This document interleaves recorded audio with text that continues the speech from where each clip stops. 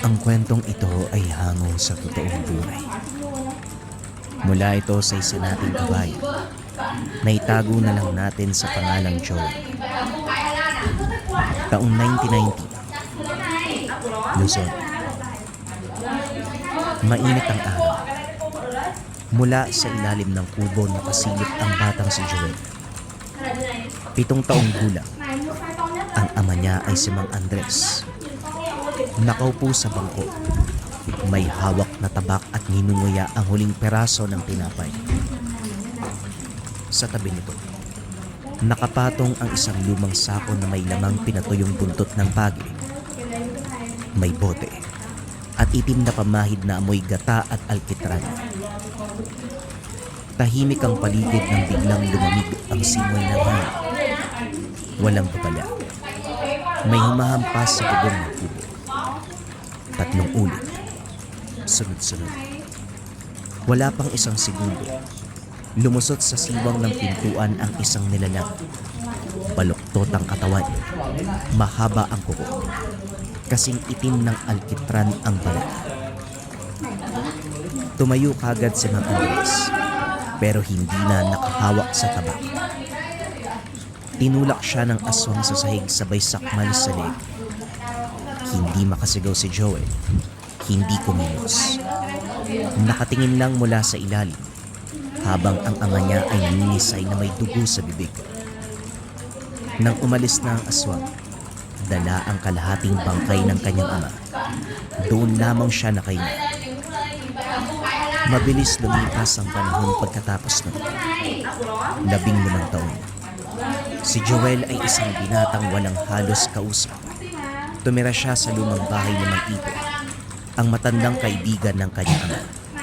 Si Mang Ipe ay dating sundalo, naging manunugis ng aswang. At mula noong gabing pagkamatay ni Mang Andres, tinanggap niya siya ang magiging gabay ni Joel. Ang unang taon kay Mang Ipe ay puro pananahimik. Wala masyadong tanong si Joel.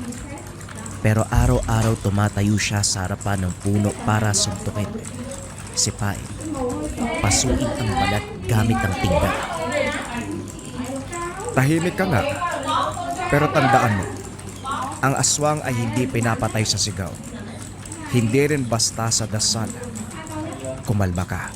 Kailangan mo ng tiyempo. Wika ni Mang Ipe. Ayoko ng tiyempo. Gusto ko lang makaharap yung pumatay sa tatay ko. Tugon ni Joel. Siguraduhin mo muna na buhay ka pa bago mo matagpuan ang aswang.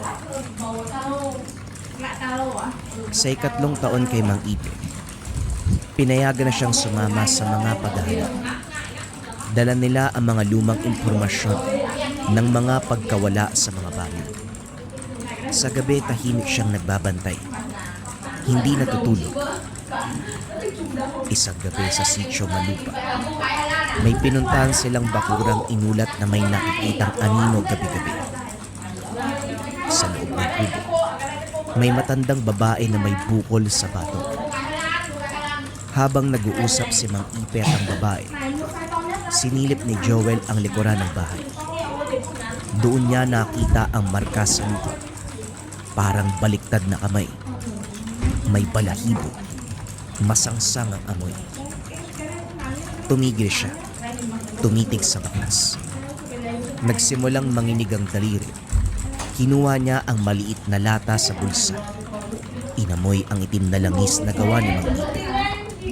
Nilagay niya ito sa leeg. Mang Ipe, ito yun sigurado ko. Ganito ang amoy ng nilalang na pumatay sa tatay ko. Sigurado ka ba? Hindi ko yan makakalimutan. Magmula noon naging mas agresibo si Joel. Hindi na siya pumapayag na hindi sumama sa bawat operasyon. Sa mga bakanting bahay, sa mga bakurang puno ng saging, siya lang ang nauuna. Kung minsan, hindi niya na inaantay si Mang Ipe. Hanggang sa isang gabi, habang mag-isang nagbabantay sa may masukal na parte ng San Francisco, may naamoy siyang pamilyar. Langhap niya muli ang amoy ng sunog na kahoy at panis na dugo. Ganon ang amoy sa ilalim ng kubo noon. Nandito ka. Matagal na ako nag-aantay. Wala siyang kausap. Pero alam niya na may nakikinig. Hindi pa man siya nakakailang hakbang. Lumitaw sa harapan ng mga punong saging ang isang aninong gumagapang. Baluktot ang likod. Maitim at nakaubad. Kulang ang isang mata. Tumigil si Joel. Hinila ang maliit na itak mula sa tagiliran. Nakadikit sa balat ang hawakan. Mainit. Mabigat. Nanlalambot ang katawan niya pero hindi siya umurong. Lumapit ang nilalang. Sumitsit at nagpakita ng ngipin. Sa unang pag-atake, kagad silang nagsagupan. Sa saksak ni Joel, kumapit ang aswang sa braso niya. Napunit ang balat sa tindi ng kalmot. Pero hindi siya sumigaw. Tumingin lang siya sa mata ng halimaw. Ikaw ang huling imahe ng kabataan ko. Hindi kita hahayaang mabura na parang wala lang. Sinaksak niya sa leeg. Paulit-ulit. Pero buhay pa at kumakapit. Kinagat ang balikat niya. Sa gitna ng madilim na gulod, walang sumisigaw. Walang tumutulong. Tanging ang huni ng kuliglig at tunog ng dugo sa lupa. Pinunot ni Joel ang huling pamalo ni Mang Ipe. Bakal na may pako sa dulo. Ibinagsak niya ito sa batok ng nilalang. Isang malakas sa lagabog. Gumagalaw pa ang aswang. Sinusubukang tumayo at gumagapang. Pero bago ito makatakbo, nakuha ni Joel ang itak. Walang pagdadalawang isip na tinaga ang aswang hanggang sa bumagsak na ito. Itinutok niya ang itak sa dibdib ng nilalang. Para sa tatay ko, kamatayan mo. Isang saksak. Diretso. Tumago sa magkabilang bahagi ng katawan. Hindi guminti si Joel. Hindi siya umiyak at tumayo lamang. Nakatingin siya sa katawang patay. Hindi siya umalis kagad. Umupo sa tabi nito at nang dumating si Mang Ipe kinabukasan, nakita siyang nakaupo pa rin sa tabi ng patay. Sugatan. Tahimik. Kumusta? Kumusta? Maaaring tapos na ang galit. Pero yung alaala buhay pa rin. Dinala siya ni Mang Ipe sa tahanan. Ginamot. Tahimik pa rin si Joel. Pero mula noon hindi na lumalabas ito. Hindi na siya naghahanap ng aswang. Bawat batang lumalapit sa bakod tinuturuan niya ng sipa, suntok at ng paningin. Paningin na alam kung sino ang kaaway. Paningin na galing sa batang nakakita ng kamatayan. Paningin na hindi nagalit, pero hindi rin nakakalimot. Pagkaraan ng ilang buwan, halos wala nang lumalapit sa bakod. Hindi na uso ang suntukan sa baril. Tahimik ang mga gabi, pero hindi ibig sabihin na ligtas. Minsan sa madaling araw may naliligaw na sigaw mula sa kabilang ilog. Hindi ito ordinaryong huni ng hayop. May halong panaghoy, parang hinahabol ng gutom. Minsan may batang babae na kumatok sa kanila. Sugata ng tuhod at umiiyak. Nagmula raw sa ilog. May humablot daw sa kaibigan niyang si Tonton. Hindi raw nakita kung ano. Basta daw amoy panis tapos nawala sa dilim ang bata. Takot ang buong grupo. Pero walang lumapit sa mga opisyal. Takot din ang mga magulang. Hindi na nagtago pa si Joel. Lumabas siya ng tahanan at may dalang sako. Wala nang tanong, umalis ng walang paalam. Sa gulod malamig ang hangin. Walang buwan. Nakatapat ang itim na ulap sa langit. Sa lupa may bakas ng gasgas sa mga ugat ng puno. Parang hinila ang katawan. Nagtutugma sa nakita niya noon sa sitio Malupa. Sa ilalim ng talayban may nakita ang isang basang tsinelas. Sa puno ng niyog ay may dugo ang basahan. Sa paligid ay tahimik. Wala ni isang aso ang tumatahol. Tama, bago pa to. Bumunot ng itak at kinapa ang kwintas na may langis. Pinahid sa pulso, leeg at batok. Habang sumusulong tumigil ang hangin, umalingasaw ang amoy ng puno. Hindi na bago. Ganon ang paligid nung gabing mamatay ang ama. Ganon din ang paligid nung napatay niya ang unang aswang. Sa pagitan ng mga damo ay may gumagalaw. Mabibilis. Mababa sa lupa. Humahabol sa amoy ng tao ngunit hindi kagad umatake si Joel. Pinagmasdan niya muna ito. Tumigil sa paglalakad si Joel at hinanda ang posisyon. Malalim ang hina. Dalawang paa sa lupa. Itak sa kanan. Sako sa kaliwa. Sa loob ng sako may mga patpat na nilagyan ng tako. Maliit na bote na may langis at tansong bakal. Sumugod ang nilalang mula sa kanan. Mahaba at mabilis. Parang aso pero mas mahaba ang katawan. Mabilis itong lumundag. Umatras si Joel at umikot. Naibagsak ang sako sa mukha ng halimaw. Kasunod nito ang sabay na paghampas ng itak sa gilid ng leeg. Tumilapon ng nilalang. Tumama sa puno.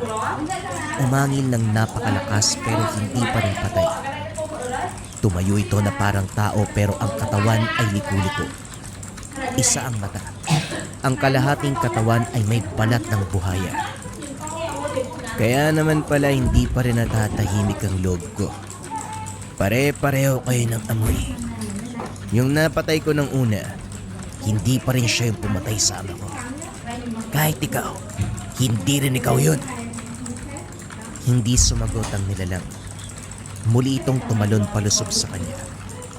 Nagsagupan sila. Nagpalitan ng kalmot at saksak.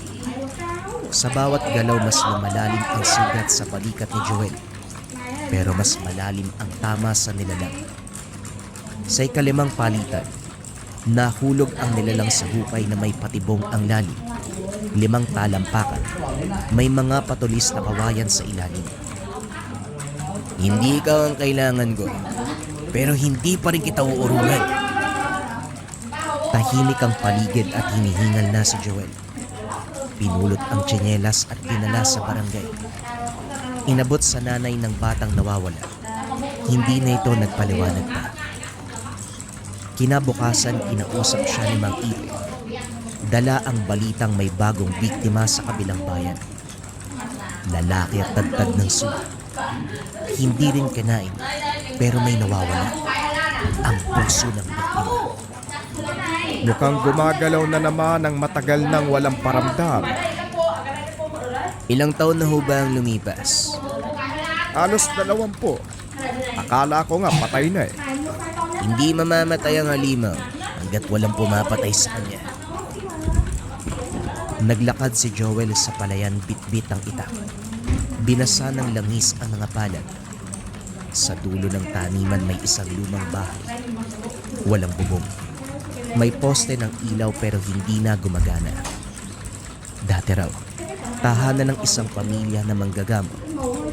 Lahat ay patay na. Walang bakas kung sino ang pumatay. Pero sa dingding may iniwang simbolo. Hindi man ito maintindihan ng normal na tao. Pero isa lamang ang ibig sabihin ng nakaukit. Bumalik na ang nangbibiktima. Hindi na bago ang ganitong babala. Pero ngayon malinaw na ang susunod na kalaban ay hindi basta halimaw. Baka ito ang tunay na pumatay sa ama niya. At kung totoo man, hindi sapat ang langis, itak o patibong. Kailangan dito ay buo ang kalooban.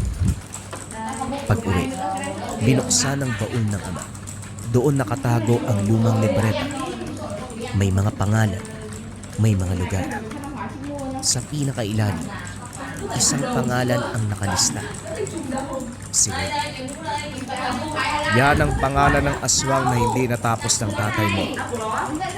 Pero bakit hindi mo sa akin sinabi noon? Hindi pa panahon. Ngayon, ikaw na ang may laban. Tumayo si Joel at binitawan ng itak. Humugot ng mas luma ang tabak na naiwan ng ama. Mabigat at puro kalawang, pero buo pa ang tanim. Inamoy niya ito at mabango pa rin ang langis. Kinabukasan bago sumikat ang araw, tumulak si Joel papunta sa bayan ng Mapatag. 2 oras ang lakad sa paangdaan. Bawat takbang, mabigat ang pakiramdam. Ngunit hindi dahil sa pagod, kundi dahil alam niyang papunta siya sa lugar kung saan posibleng nag-aantay ang nilalang na itinuring na alamat ng mga matatanda. Tahimik ang Mapatag. Wala masyadong nakatira. Ang ilan sa mga bahay ay iniwan ng mga pamilya noong dekada 90. Ayon kay Mang Ipe, dito muling natiyak ang kilos ni Siloy. Walang pangalan ang nilalang sa tunay na mundo. Pero sa talaan ng mga manunugis, kilala ang pangalang ito. Ayon sa mga naunang impormasyon, hindi ito basta-basta aswang. Mataas na uri ng nilalang na kayang basahin ng galaw ng kahit pinakamabangis na mamamatay aswang. Pumasok si Joel sa unang bahay. Bakas ang naiwang pagkain sa mesa. Tuyot na at may alikabok. Sa dingding, may larawan ng isang pamilyang mukhang masaya. Isang ina, isang ina, at isang batang babae na may hawak na laruang manika. Pero sa mismong ibabaw ng litrato ay may guhit ng kuko. Malalim, parang sinadyang gasgasan ang mga mata ng mag-anak. Lumabas siya ng tahanan. Patuloy ang lakad hanggang sa makarating sa lumang kapilya. Sa loob nakabukas ang pintuan. May mga sanga ng duhat sa gilid. Pilit na isinapit ng kung sinong nagtatangkang magtaboy ng masama. Pero luma ang dahon, tuyo at wala ng bisa. Bago siya pumasok, humawak si Joel sa kwintas. Pinahid ng natitirang langis sa bata. Sa loob ng kapilya, amoy alikabok. May altar, pero walang krus. May kandila, pero hindi gamit. Sa gitna ng sahig may guhit na kabilog. At sa loob nito ay may buto. Maliit, tuyo, at parang mula sa hayop. Naglakad siya sa paligid pero walang ingay. Mula sa itaas ng kampanaryo, may mahinang boses. Matagal kang nawala. Akala ko, kinalimutan mo na ako. Hindi kumilos si Joel. Tumingin sa kisame pero wala siyang nakita. Kinuha ang tabak mula sa likod. Kung ako ang kinalimutan mo, bakit mo pa kailangang bumalik? Dahil ikaw lang ang natitirang may dugong mainit. Hindi ako katulad ng tatay ko. Hindi nga. Mas tahimik ka. Kaya mas delikado. Mula sa gilid ng altar bumaba ang nilalang. Nakatayo ito sa 2 paa. Nakasuot ng sombrerong tibanig. Ang balat ay parang pinatuyong balat ng baboy. Ang mata ay parang sa tao, pero laging basa.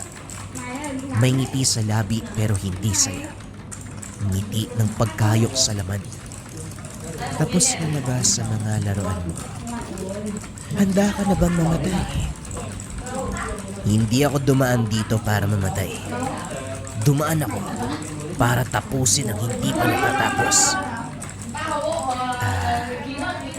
Pagiganti. Napakapayak. Pero sige, maglaro tayo. Biglang sumugod ang nilalang. Napakabilis at matalim ang mga kuko. Tumalon si Joel pataas at saka sumalag ng itak. Kumalabog ang tunog ng metal sa kuko. Bumigat ang katawan.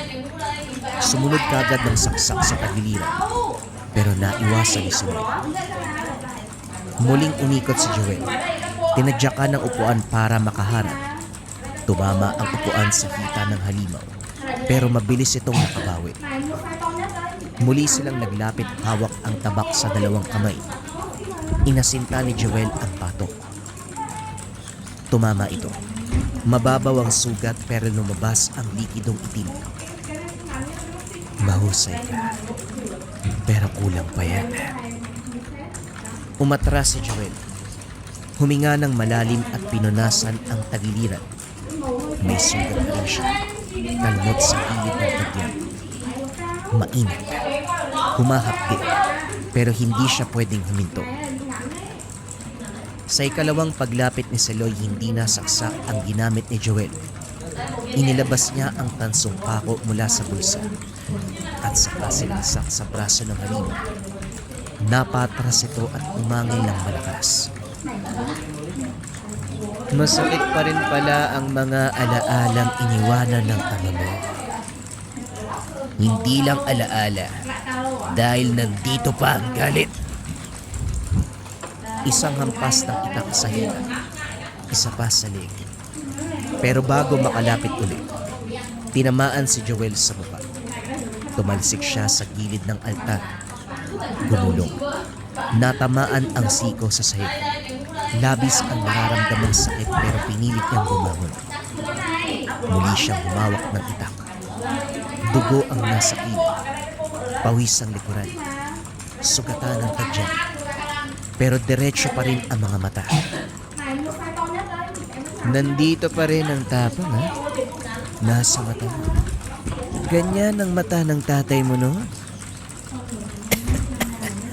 Pero ako ang huling makikita mo ngayon.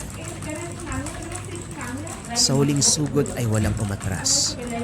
Si Joel ang sumugod. Hawak ang itak. Bitbit ang lahat ng galit. Hindi ito laban ng kapangyarihan. Laban ito ng paninindigan. Ilang beses nang umatras si Seloy nung tumama ang tansong pako sa braso. Ngayon ay hindi na ito naglalakad. Gumagapang na ang kilos. Paikot. Parang ahas na umiikot sa kanyang papatayin. Paikot-ikot sa loob ng kapilya habang hindi nawawala ang ngisi sa bibig. Si Joel ay nakatayo sa gitna.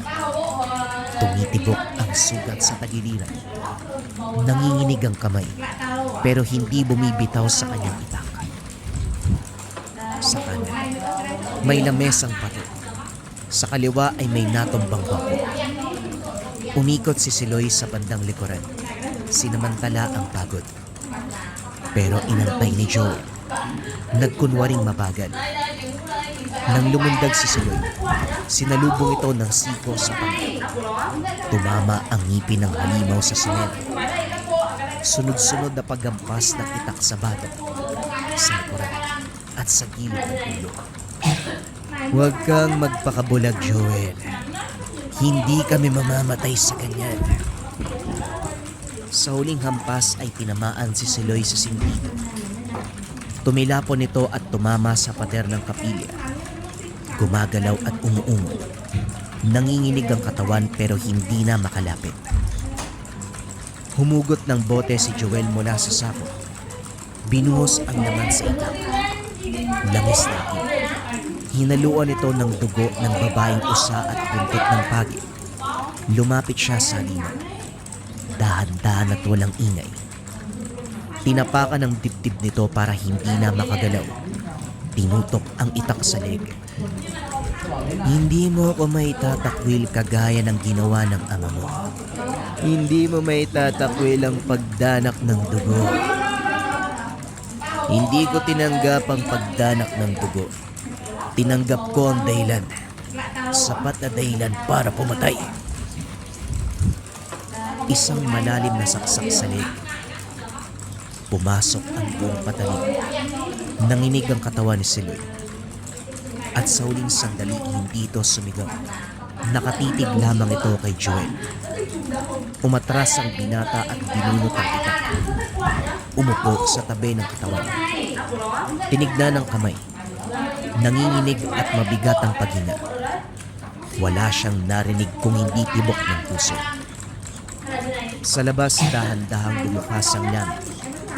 Umaambon. Sa loob ng kapilya may tunog ng patak ng ulan. Sa luma at bitak-bitak na bubong, umagos ang ulan sa mga dugo. Hinugasan ang mga bakas ng galit. Lumipas ang ilang minuto ay tumayo si Joel. Nilagyan ng telang itim ang katawan ni Siloy. Nailabas mula sa sako ang lumang sulat ni Mang Andres. Hindi para sa kanya, kundi para sa kung sino man ang makakapatay kay Siloy. Hindi ko alam kung ako nga ang pinili mo. Pero tapos na. Inilagay ang sulat sa dibdib ng patay na halimaw. Kumuha ng posporo mula sa bulsa.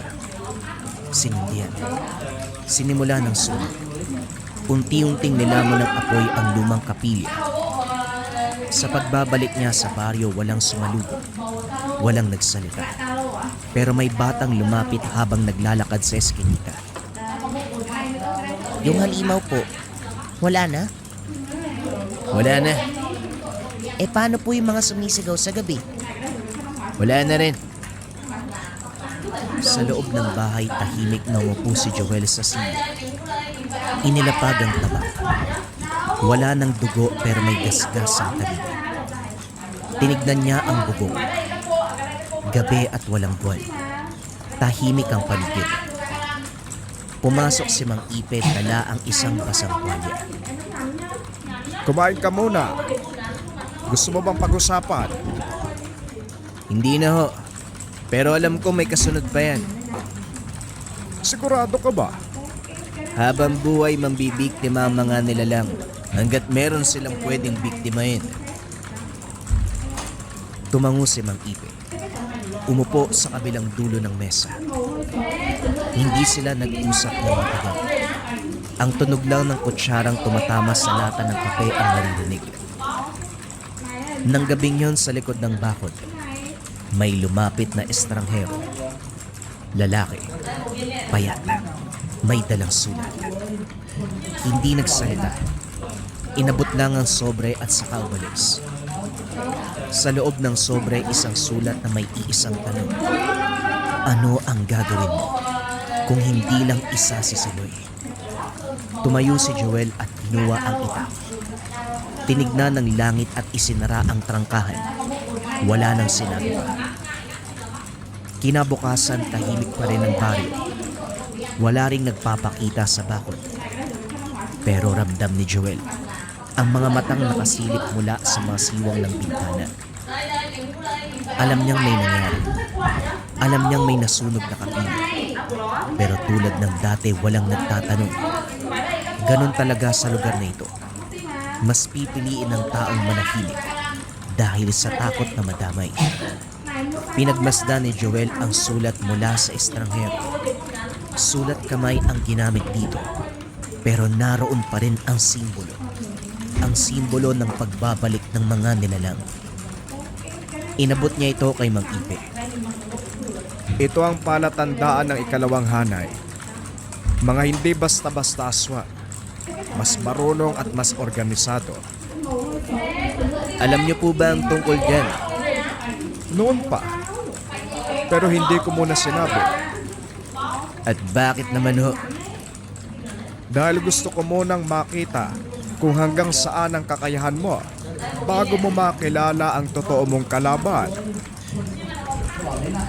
Tumayo si Joel. Binuksan ang baul sa ilalim ng mesa. Kinuha ang luma at makapal na talaan ng mga kaso. Lahat ay isinulat ni Mang Andres. Ama niyang napatay sa harapan ng sariling anak. Mula sa mga unang bakbakan hanggang sa hindi natuloy sa misyon kay Siloy. May mga pahina na blanco. May mga pahina naman na tinakpan ng pulang tinta. Pero sa isang pahina malapit sa dulo, may malinaw na nakalagay. Ikalawang hanay, sangkot ng katahimikan. Hindi pa nga tapos. Si Siloy pa lang ang simula. Isa siya sa mga tagapagbantay. Pero may mga utak sa likod niya. Alam niyo ho ba kung nasaan sila? Isa lang ang posibleng may anak. Ang dating kasamahan ng ama mo. Kaso ang tanong ho, buhay pa ho ba? Batay sa huling pagkakalam ko, tumira sa tabing ilog sa Kabatuan. Nagtago, lumayo, iniwanan ng lahat. Kinabukasan pumunta si Joel sa Kabatuan. Bitbit ang lumang bag na may itak, langis, pako at asali. Malayo ang kailangan lakarin. 4 na oras ang itatagal. Sa bawat baryong madadaanan ay may nagtatanong. May sumunod. Pero walang tumigil sa kanya. Nakita lang nila ang isang lalaking may sugat sa mga braso. May putik sa boda at may tinging diretsyo sa layunin. Sa gilid ng ilog ay may isang barong-barong. Lumang trapalang bubong. Nasa gilid ang isang batsyang puno ng tuyong dahon. Sa ilalim ng puno ay may matandang lalaki. Nakaupo ito. May baston. May takip ang ikalawang mata. Alam ko kung sino ka. Hindi ako lumapit dito para magtanong kung kilala mo ako. Lumapit ako para malaman kung kilala mo sila. Kung sila ang pinapatay mo, kilala ko. Kung sila ang humubog sa galit mo, mas kilala ko. Si Loy lang ang una, pero may mga simbolo. May ikalawang hanay. Gusto ko malaman kung nasaan sila. Hindi mo sila matatagpuan gamit ang mata. Hindi rin gamit ng galit. Anong kailangan gawin? Kailangan mong malaman kung paano sila nagtatago. Tumahimik ang matanda at tumayo. Pinakita ang balat sa leeg.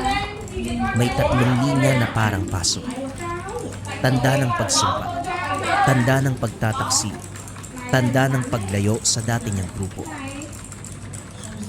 Ang bawat isa sa kanila ay may kanya-kanyang mukha. Hindi tulad ni si Lloyd. Mas malinis, mas marunong. Kaya nilang maglakad sa tabi mo nang hindi mo nalalaman. Anong pangalan ng pinuno nila? Walang pangalan. Ang tawag sa kanya ay tagaputol. Hindi na nagtanong pa si Joel. Umalis na at bumalik sa baryo. Gabi at tahimik ang hangin. Walang tao sa kalsada. Pagkarating sa bahay, binuksan ng gasera. May papel sa mesa. Iisa lang ang nakasulat. Alamin kung sino ang pumatay sa kapatid mo. Natigilan si Joel dahil wala siyang kapatid.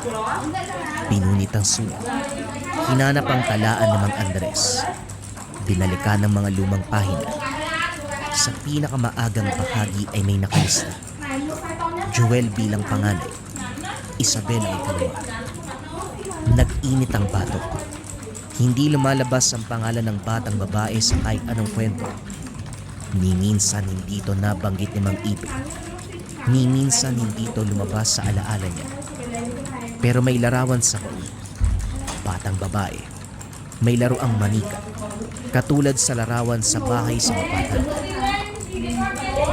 Hindi ito tungkol sa ama ko. Simula pa lang ito na mas malalim na kasinungalingan. Tumayo siya. Binuksan ang bintana. Sa labas ay may bagong marka sa lupa. Guhit ng kuko. Paikot at may mata sa gitna. Hindi pa tapos. Hindi pa nga nagsisimula ng buo. Habang pinagmamasdan ang guhit sa lupa, lumalim ang paghinga ni Joel. Gawa ito ng tao o ng isang nilalang na marunong gumawa ng senyales. Walang iniwang amoy ang aswang. Walang kaluskos at walang anino. Tahimik ang gabi pero hindi payapa. May kasamang paalala. May mas malaki pa kaysa sa gawa. May mas mabigat kaysa sa paghiganti. Bumalik si Joel sa loob ng bahay. Binuksan ang lumang baul. Sa ilalim ng mga lumang tela may nakatagong envelope na hindi niya pa napapansin noon. Bukas nito. Tila sinadyang iwan para matuklasan sa tamang panahon. Sa loob ay isang larawan. Batang babae na nakaupo sa duyan. Nakaupo sa tabi nito si Mang Andres. Hawak ang balikat ng bata. Sa likod ng larawan ay may sulat. Tinago ko siya upang hindi lamunin ng kadiliman. Isabel. Hindi makapaniwala ang katawan, pero malinaw ang koneksyon. Ang bahay sa mapata, ang larawan sa dingding, ang batang nawawala, at ang sinabing bata na hindi kinain. Lahat ay nakaturo sa isang posibilidad. Buhay si Isabel. At kung buhay, bakit hindi siya inanap? O baka hindi ito simpleng pagkawala? Kinabukasan bago pa tumilaok ang manok, naglakad muli si Joel patungo mapatag. Bitbitang itak, kwintas at lumang larawan. Hindi alam kung ano ang makikita, pero isa lang ang malinaw. Kailangan ng malaman ng buong kwento, hindi lang ang bahagi ng ama niya. Pagkarating sa mapatag, nilibot ang mga tahanan, luma at abandonado. Pero sa kabilang bahagi sa likod ng palayan, may isang bagong kubo na hindi pa niya napupuntahan. May usok mula sa bubong. May tunog ng kumukulong palayo. Lumapit si Joel. Tumapik sa gilid ng poste. Walang sumagot. Pagbukas ng pintuan na amoy kagad ng luto, parang tinola. Sa loob ay may babae, nakatayo sa tabi ng kalan. Payat, mahaba ang buhok at nakatalikod. Matagal na akong nag-aantay. Isabel? Dahan-dahang humarap ang babae. Mata na parang sa kanya. Ilong na katulad kay Mang Andres. Ngiti na hindi ganap, pero sapat para kilalanin. Walang tanong, walang pagpapaliwanag. Tumitig lang sila sa isa't isa. Kahit kailan hindi ako nawala, at hindi din ako nakalimot. Bakit ako lang ang naiwan? Dahil ikaw ang piniling magpatuloy. Ako mas pinili kong magtago. Umupo si Joel sa lamesa. Inilapag ang itak. Sa ilang segundo walang nagsalita. Sa likod ng katahimikan may alingaw-ngaw na mga taong anong nangyari. Bakit hindi sinabi ni Mang Ipe? Bakit hindi tinapos ng ama ang kwento? Ako ang dahilan kung bakit namatay si Papa. Ano? Anong ibig mong sabihin? Si Siloy. Hindi lang ako ang gusto niyang patayin. Ginamit niya ako para mailapit si Papa sa mga tagapagbantay. Ako ang pain. Sandaling natigilan si Joel. Kayong lahat, bakit hindi niyo sinabi sa akin kagad? Dahil kapag nalaman mo, hindi magiging buo ang proseso. Hindi mo makakamit kung sino ka ngayon. Muli silang tumahimik, pero sa labas ay may kumaluskos. Tunog ng mga paa na sobrang bilis. Hindi ordinaryo. Tumayo si Isabel. Pumunta sa may bintana. Tumingin si Joel sa sulat. Kinuha ang itak. Isinuksok sa tagiliran ang kwintas na may langis. Nakita ka nilang bumalik at hindi sila natutuwa. Sila? Sinong sila? Ang mga kasama ni Siloy. Mga dating tao. Mga nilalang na pinili ang kadiliman. Sa unang beses, hindi lang aswang ang kalaban. Mga taong may balat ng tao, pero may ngipin ng hayop. Mga dating nasasamahan sa pagpupulong, sa simbahan, ngayon ay kasama na sa dilim. Tatlong anino ang lumabas mula sa likod ng palayan. Tumigil sa harapan ng hugot. Hindi sumisigaw, hindi gumagalaw, nag-aantay. Mas mabuti nang tapusin ang lahat ng ito para wala nang madamay sa inaharap. Sa unang hakbang palabas ng kubo, hindi lang itak ang dala ni Joel. Dala niya ang buong bigat ng katahimikan, ang mga tanong ng kabataan, ang mga lihim ng tubo, at ang posibilidad na hindi lang galit ang nagpapalakas sa isang tao.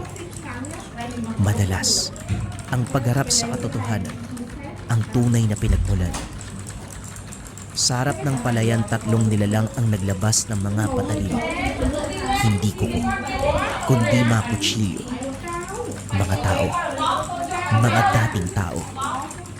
Tumapat si Joel sa tatlong nilalang. Maigpit ang pagkakahawak sa itak. Kahit puro kalawang ito, buo pa rin ang bigat. Umatake ang unang nilalang. Mabilis ang kilos nito. Mataas ang pagtalon pero mas mabilis si Joel. Isang saksok sa tagiliran. Kagad itong bumagsak. Hawak ang sugat habang umaangin. Ang pangalawa, lumapit na parang walang takot. Tumingin ng diretsyo kay Joel. Sa isang paghambalos ng itak, bumagsak agad ang kalaban. Ang huling babae ay tahimik lang. May hawak na karet. Umupo na lamang ito sa kanyang harapan. Tinanggal ang karet at tumingin. Patayin mo ko kung gusto mo. Pero mas mabuti rin na mag-iiwan ako sa iyo ng alaala na habang buhay hindi mo makakalimutan. Si Isabel. Siya ang nagsimula ng lahat ng ito. Hindi si Siloy. Nanlamig ang buong katawan ni Joel. Dahan-dahan siyang naglakad pabalik sa kubo. Wala na si Isabel. Dito niya lubusang napagtanto na lahat ng ginagawa niya ay parang walang katuturan. Uminit ang loob ni Joel, pero hindi na ito galing. Hindi na rin paghiganti. Isa lang itong tanong. Paano wawakasan ang isang kwento kung lahat ng iniwang tanong ay may sagot na hindi mo gustong marinig? Kinabukasan, sinunog niya ang kubo. Inilibing ang tatlong katawan sa lupa. Hindi para sa paggalang, kundi para matapos na ang lahat. Nilinis ang tabak. Ibinaba ito sa baul. At sa unang pagkakataon, sinarado niya ang baul na wala ng balak pang buksan. Kinalimutan ang lahat ng mapait na alaala sa nakaraan. Paglipas ng mga araw, walang anino sa bakod. Wala ng bata. Wala ng sulat. Wala ng gabi na may marka sa lupa. Ang baryo ay bumalik sa katahimikan. Pero hindi sa takot. Sa kapayapaan.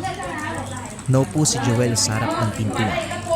Bitbit ang lumang larawan ng ama, si Mang Andres. Tay, tinapos ko na ang dapat tapusin. Hindi ko mauubos ang lahat ng nilalang sa mundo. At kapag patuloy kong gagawin yun, lalamunin ako ng galit at maliligaw sa sarili kong landas. Matapos ang kaganapan, tuluyang naging payapa ang isipan ni Joel. At parang lahat ng ito, alam ni Mang Ipe. Dahil lumipas din ang mga araw, unti-unting binhagian ng mga bagong kaalaman si Joel. Hanggang sa nagbago ang direksyon ng buhay. Ang dating puno ng paghiganti ang puso, napalitan ng pag-aalay ng buhay gamit ang panggagamot. Pagtulong sa mga nangangailangan. Dito ring lubusang namaha si Joel kay Mang Ipe. Matagal ang inantay ng matanda bago siya ginabayan sa tamang landas ng pag-aalay at pagtulong sa kapwa. Ang kwentong ito ay hango sa totoong buhay. Mula ito sa isa nating kabayan na itago na lang natin sa pangalang Amboy. Taong 1977, Dipolog. Nagmumukmuk lamang sa sulok ng sabungan si Amboy. Matapos ang tatlong sunod-sunod na pagkatalo, ubos na ang perang hinarampa sa Shahin na abot ng ilang daan. Ang usapan ay mamayang hapon babayaran. Subalit hindi ito ang pinoproblema ni Amboy. Mas iniisip ang kalabang sabungero na hindi man lang matalo-talo sa pustahan. Malayong malayo ang kanyang mga manok dahil isang salpukan lang bagsak na kagad. Samantalang ang kalaban, hindi man lang nakaramdam ng pagod kahit isa lang ng paulit-ulit. Hoy Amboy, nandiyan ka lang pala, nahanap ka ni Tia Susan. Nagtatanong sa'yo, ano, may pambayad ka na sa kanya? Alam mo naman ang tsahin natin yun eh, hindi titigil kapag may utang. Sa dami kasi ng pwedeng hiraman sa kanya mo pa naisipan. Oh, pagalis ko kanina, talo ang manok mo. Sigurado naman sa ikalawa at ikatlong laban, nakabawi ka. Hoy, bakit ka ba nagbubukbok? Parang nasa ibang dimensyon ka, kinakausap, hindi nagsasalita. Hulaan ko lang, talo ka, no? Agoy, sabi na nga ba sabong pa ha? Pinsan ni Amboy. Parehong nahilig sa sabong ang dalawang binata.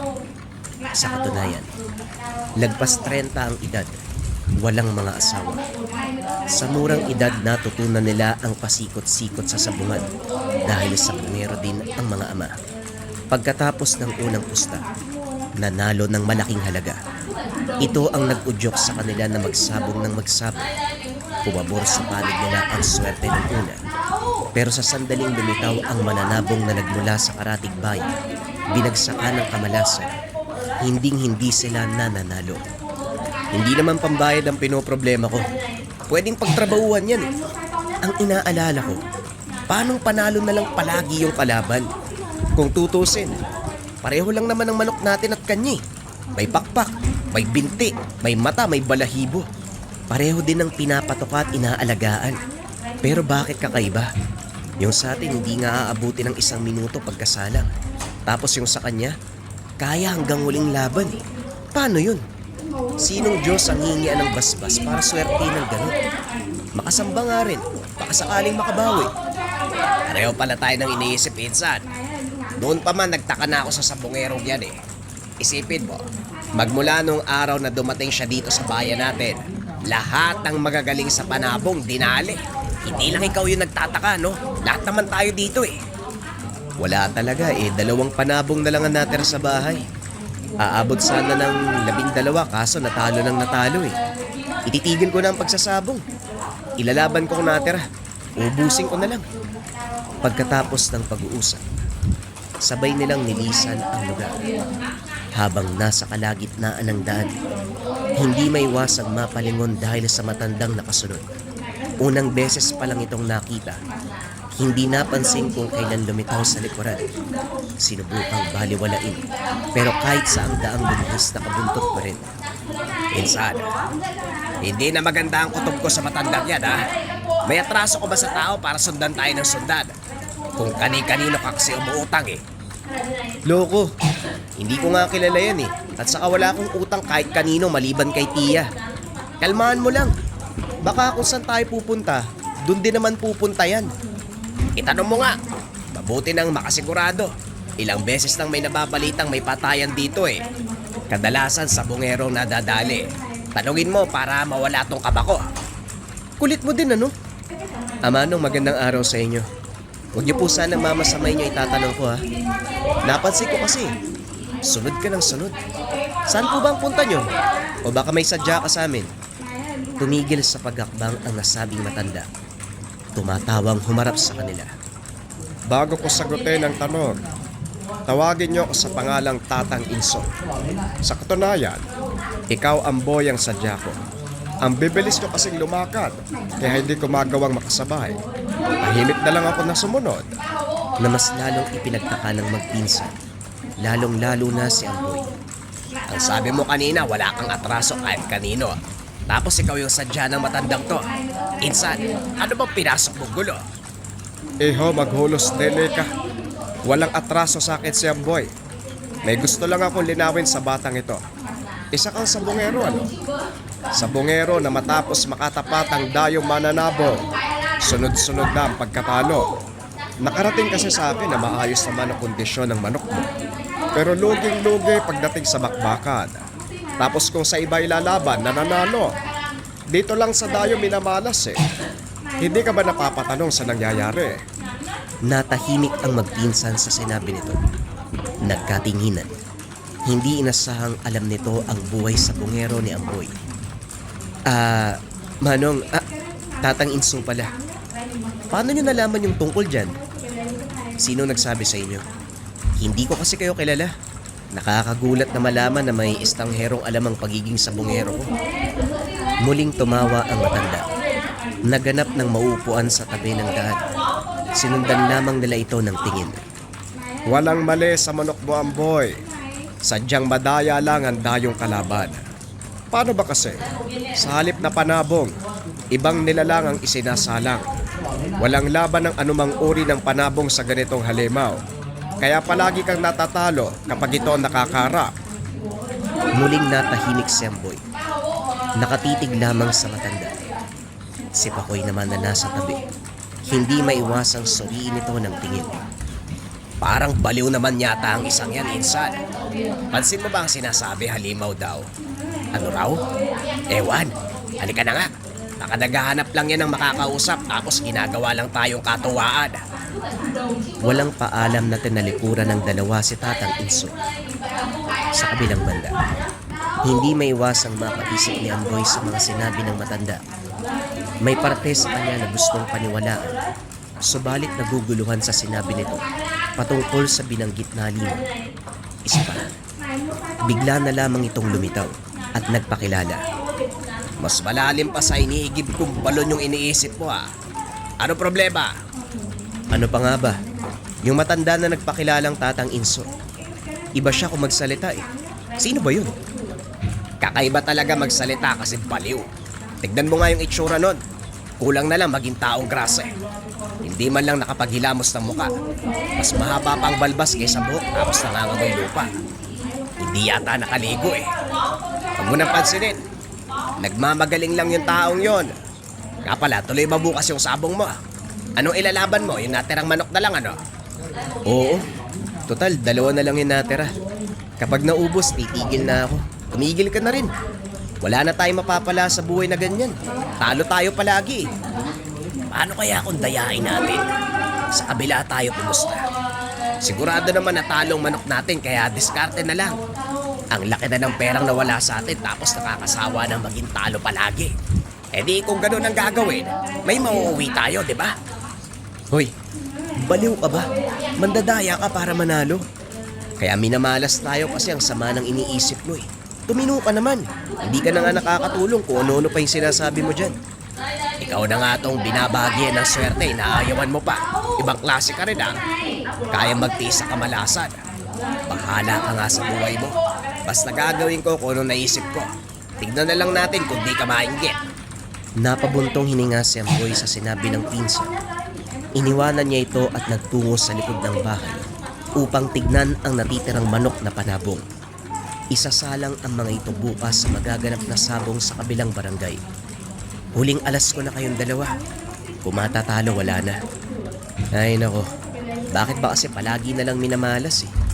Hindi ko tuloy maiwasang maniwala sa sinabi ni Tatang Inso na hindi ordinaryong manok yung nakatapat na mga kapatid nyo.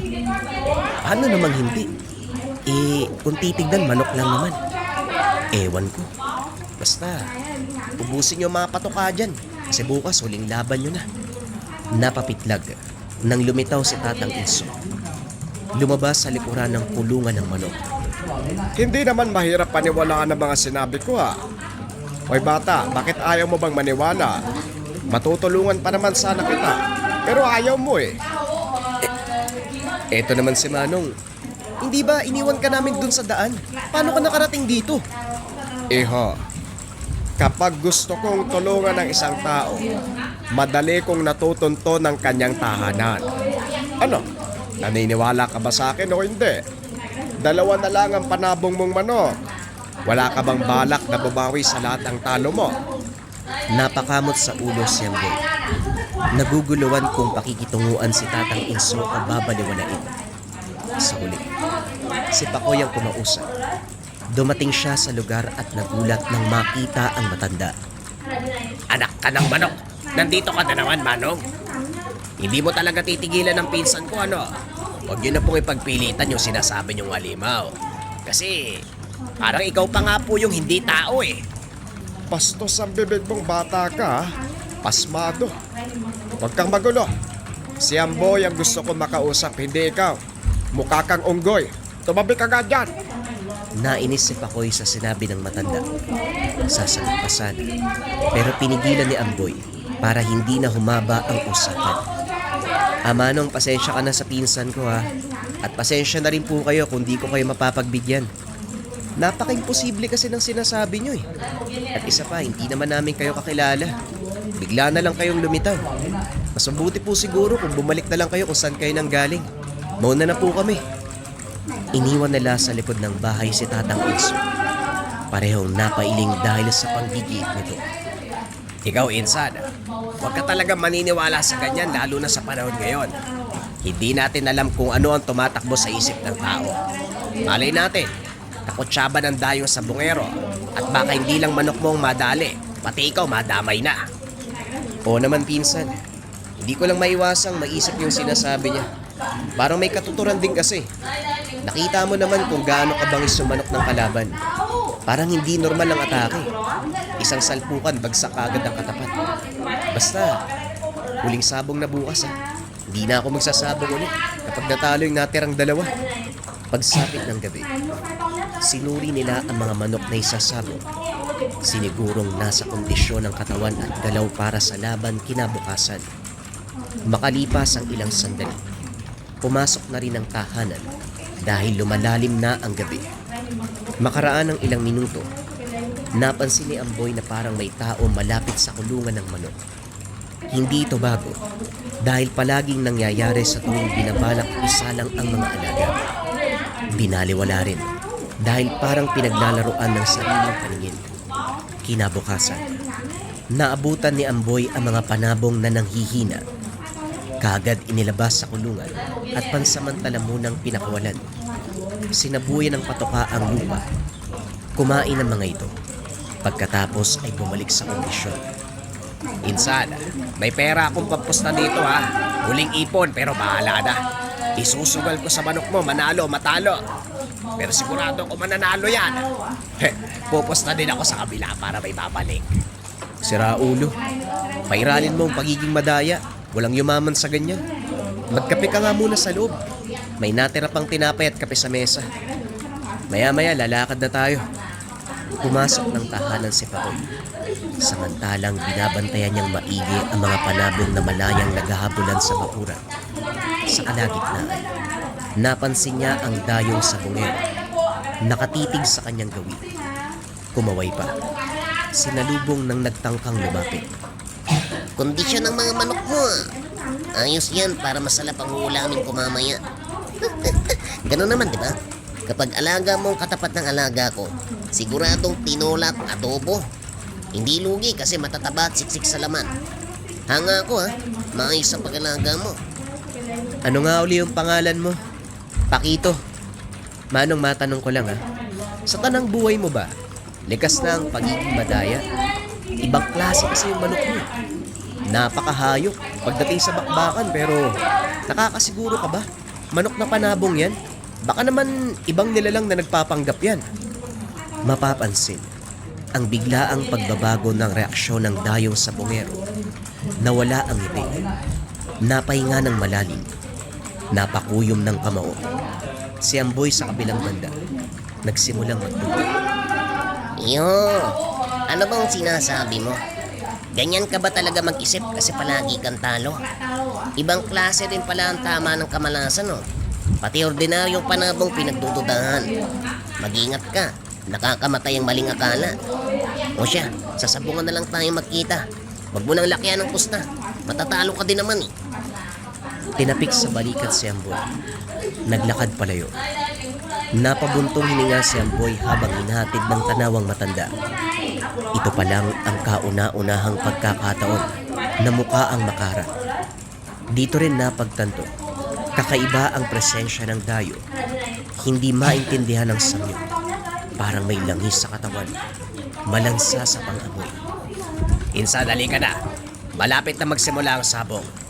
Isilid na natin sa bayong ang mga manok. Ito pala ang tare. Hiniram ko kay Mang Paulito. Ilang beses na nitong naipanalo ang laban ng mga manok niya. Matalim kaya siguradong kakapitan tayo ng swerte. Hindi nga lang gumana nung nakalaban ng manok ng dayo pero alay mo. Naku, huwag ka maniwala sa ganyan. Soli mo yan. Itong tari natin ang gagamitin. Pareho lang naman ang resulta. Talo pa rin. Muling nagbuntong hininga si Amboy. Napadasal ng wala sa oras bago isilid sa bayong ang dadaling manok. Pagkatapos ay nagtungo na sa sabawan. Pagkarating sa lugar, kasalukuyang nagsisimula ang laban. Nanood muna sila dahil mamaya pa naman ang aktwal na sagupaan ng dalang manok kontra sa manok ni Pakito. Wala rin kasing magawa dahil sa tuwing nagpapalista, itatapat sa dayo sa bungero. Insan, dyan ka muna ah. Pupusta ako doon sa kabila. Mukhang malakas ang laban eh. Dito ka lang. Babalik ako mamaya kapag manok na natin ang isasalang. Habang mag-isang nakaupo sa tabi, napansin ni Amboy si Pakito na nakipusta rin sa kasalukuyang laban. Bitbit nito ang manok na ipangtatapat sa kanilang manok mamaya. Tinignan niya itong mabuti. Habang tumatagal, hindi na ito manok sa paningin. Mukha ng isang asong halimaw ang nakikita. Paulit-ulit na kinuusap ni Amboy ang mga mata at binalikan ng tingin. Ganun pa rin. Kaagad ding nag-iwas nang mapansin siya. Pagkuway dali-daling lumipat ng pwesto. Nagulat pa sa biglaang pagtabi ni Tatang Inso. Mukhang gumana yata ang orasyon sa'yo para malaman ang katotohanan, ano? Alam ko, unti-unti kang naniniwala na hindi ordinaryong manok ang hawak ng dayong sa bungero. Huling laban mo na ito, hindi ba? Bakit ayaw mong isugal ang tiwala sa akin? Sisiguraduhin kong hindi ka magsisisi. Akin ang manok mo. Ako na ang bahala. Kinuha ang bayon. Inilabas ang manok. Hindi nakapalag si Amboy dahil ang utak ay nasa nakitang mukha ng panabong ng dayo. Paulit-ulit na bumabalik ang mukha ng asong halimaw sa isipan. Namalaya na lang niya ang paghagod ni Tatang Isko sa pakpak ng manok. Pagkatapos ay dinuraan ng 3 beses. Inihipan pa. Kumuha ito ng tari sa bulsa at ikinabit sa paa ng panabong. May kung anong bagay itong isinubo sa manok. Dito na siya umalma. Kalmahan mo, bata. Mutya ng sili ang inilagay ko sa bibig ng manok mo. Huwag kang mag-alala. Hindi ito nakakalason. Nasa bibig lang naman hindi malulunok. Ito ang magbibigay ng lakas para talunin ang kalaban. Magtiwala ka sa akin. Ihanda mo ang iyong sarili dahil babagsakan ka ng galanting swerte. Magkano bang ipupusta mo? Lakihan mo para walang pagsisisi.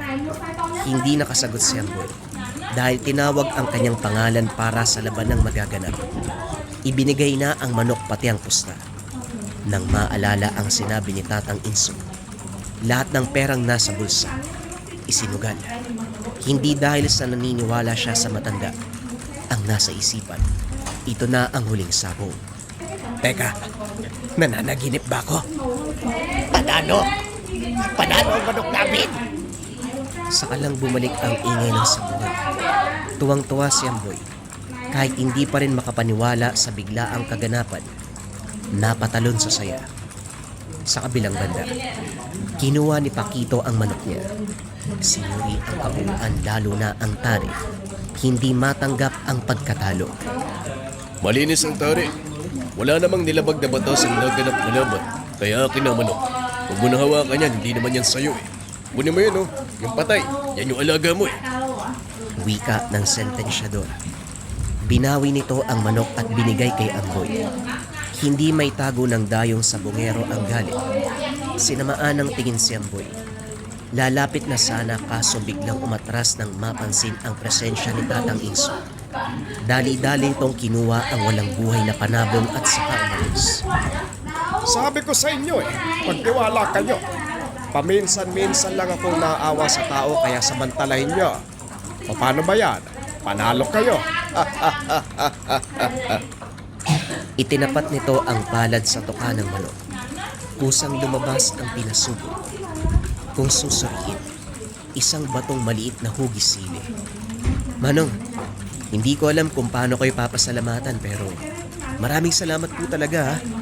Kung hindi dahil sa inyo malamang naisano ko ng Pakito na yun Tama ka po talaga. Hindi ordinaryong manok yung nilalaban niya Ano po bang tawag sa nilalang na yun? Tatapatin na kita. Maging ang dayong yon ay hindi ordinaryong tao. Isa siyang aswang. At ang nagbabalat kayong manok, gabay niyang nilalang. Pareho silang halimaw. Hindi matatalo sa ganitong laban kung walang ipang tatapat na mabisang pangontrang makakalaban. Ang totoo nga niyan, siya talaga ang sadya ko sa lugar na ito Tapos sa pag-alaman ko, ikaw ang pinaglalaroan niya kaya lumapit ako para makatulong. Ngayong bistado na siya, hindi na babalik dito sa sabungan. Pero hindi talaga babalik yan. Kasi pagkatapos ko dito, siya naman ang tutugisin ko. Napatango na lamang si Amboy. Hindi alam kung ano ang isasagot. Wala namang naiintindihan sa sinasabi nito. Naguguluhan pa sa takbo ng pangyayari. Pagkatapos magpaalam ni Tatang Inso, si Pakoy naman ang kanyang hinanap. Nabutan itong nagbumukmok sa tabi habang kagat-kagat ang walang laman na pitaka. Hoy, pagkatapos ko, ikaw naman ang nagbumukmok. Ano to? Palitan lang? Hindi ka ba masaya na nanalo tayo? Ligtas ang panabong. May perang napalalunan. Bakit ako matutuwa? Sa kabila ako pumusta eh. Akala ko kasi talo na naman eh. Bakit hindi mo sinabi sa akin na mananalo yung manok mo? Bayan ubos yung pera ko. Yan ang sinasabi ko sa'yo. Madaya ka kasi. Dapat sa manok lang natin yung pusta, manalo o matalo. Tignan mo, ikaw ang kawawa. Basta ako, nakabawi na ako sa sunod-sunod na pagkatalo. At saka binenta ko na rin yung mga manok na dala ko. Ito na yung huli kong sabong. Hindi pa rin kasi ako makapaniwala sa nangyari, pambihira. May ganong klaseng nilalang pala. Manok lang kung titignan, pero ang totoo, halimaw pala. Nakakakilabot ang itsura kung nakita mo lang. Wika ni Amboy, na ipinagtaka ni Pakoy. Baliw ka ba? Nanalo ka lang kung ano na yung sinasabi mo. Anong halimaw? Anong nakakakilabot ang itsura? Nakasingot ka? Ay, naku. Wala, umuwi na nga tayo. Daan pala muna tayo sa bahay ni Paring Ramon, nanalo yun eh. Ang sabi niya, bibigyan niya ako ng panang naipanalong manok. Pwedeng panghapunan natin mamayang gabi. Sagot ko na ang alak. Sa ating dalawa, ako lang may pera eh. Musta pa sa iba? Paglipas ng mga araw, nagbago ang takbo ng buhay ni Amboy. Sa niyoga ng tiyay na lamang ibinubuhos ang oras. Inilayo ang sarili sa sabungan. Matapos mapagtantong malaking bahagi ng pagkataong nasayang dahil lamang sa pagsusugal. Halos maubos pa ang pera. Swerte pa dahil sa uli. Nakabawi kahit papano. Si Pakoy na lamang ang hindi pa bumibitaw sa pagsasabo. Sa pinsan din na pag-alaman na wala ng pakito na nagpapakita. Hula niya, totoo ang sinabi ni Tatang Inso na ang dayo ang tutugisin. Kasunod ng pagkabisto sa ginawang pandaraya, wala na rin siyang balita sa matanda. Sa kabila ng lahat, laking pasasalamat ni Amboy sa pagligtas si Tatang Inso sa huling pagsalang sa sabungan. Malaki ang naitulong ng huling pagkapanalo. Nabayaran ang lahat ng utang, nakaipon ng kaunti. Kaso nga lang, may tanong pa na hindi nasasagot. Sino nga ba talaga si Tatang Inso? Sino ang tumulong sa kanya? Bakit biglang dumating sa lugar? Sino ang matanda na nagbigay ng mutya ng sili sa manok na panabong? Naghahanap ka ba ng mga gamit na makakatulong sa buhay mo? Pili ka na lang sa mga produkto na makakatulong sa buhay mo. Incenso candles, tea light version, pwede ring big version, or pwede rin yung nakalagay sa kanin. Pang-cleanse ng lugar, pangtaboy ng negative energy para maganda ang pasok ng swerte at iwas sakit na bunga ng negative energy. Or pwede ka ring magbarahuyo bracelet kabayan, kontrakulam, barang, tigalpo, palipadhangin, o anumang masamang uri ng sumpa. Kasama din sa marahuyo ang rebuelta. Kung ano yung sumpa na binigay sa'yo, ibabalik sa taong nagbigay.